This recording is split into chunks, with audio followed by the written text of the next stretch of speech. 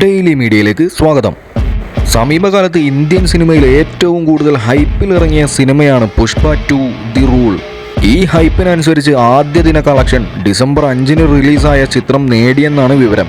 സമീപകാലത്തെ ഏറ്റവും വലിയ ഓപ്പണിംഗ് ആണ് ഇന്ത്യയിൽ മാത്രം ചിത്രം നേടിയിരിക്കുന്നതെന്നാണ് ട്രാക്കിംഗ് സൈറ്റായ SACNILC.com പറയുന്നത്. 175 കോടിയാണ് ആദ്യ കണക്കുകൾ പ്രകാരം ചിത്രം ഇന്ത്യൻ ബോക്സ് ഓഫീസിൽ നേടിയിരിക്കുന്നത്. ഏർലി പ്രീമിയർ വരുമാനവും ചേർത്താണ് ഈ കണക്ക്. നിർമ്മാതാക്കൾ പുറത്തുവിട്ടേക്കാവുന്ന ഔദ്യോഗിക കണക്ക് ഇതിനേക്കാൾ ഏറെയായിരിക്കുമെന്നാണ് സിനിമ ട്രേഡ് ട്രാക്കർമാർ പറയുന്നത്.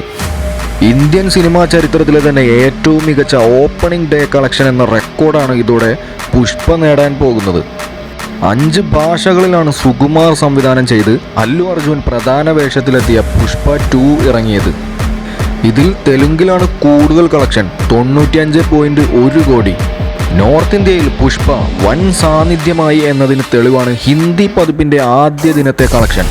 67 കോടിയാണ് ചിത്രം ഹിന്ദിയിൽ നിന്നും നേടിയത്. തമിഴിൽ നിന്നും ആദ്യ ദിനം തന്നെ 7 കോടിയാണ് ലഭിച്ചത്. മലയാളത്തിൽ നിന്നും 5 കോടിയും കന്നഡ പതിപ്പിൽ നിന്നും 1 കോടിയും പുഷ്പ നേട്ടമുണ്ടാക്കി. ഹിന്ദിയിൽ ജവാനെ മറികടന്ന് ആദ്യ ദിനത്തിൽ ഏറ്റവും കൂടുതൽ കളക്ഷൻ നേടുന്ന ഓൾ ടൈം പടമായി പുഷ്പ 2 മാറിക്കഴിഞ്ഞു.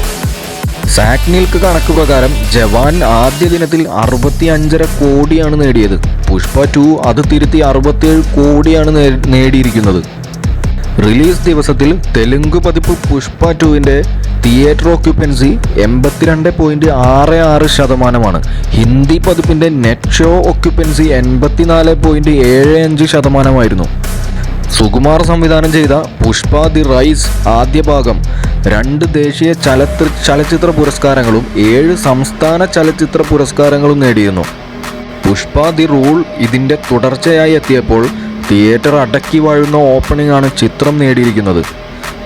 ചിത്രത്തിൽ അല്ലു അർജുന് പുറമെ രശ്മിക മന്ദാന, ഫഹദ് ഫാസിൽ, സുനിൽ, ജഗപതി ബാബു തുടങ്ങിയവരാണ് പ്രധാന കഥാപാത്രങ്ങളായുള്ളത്. ദേവി ശ്രീ പ്രസാദാണ് ചിത്രത്തിൻ്റെ സംഗീതം.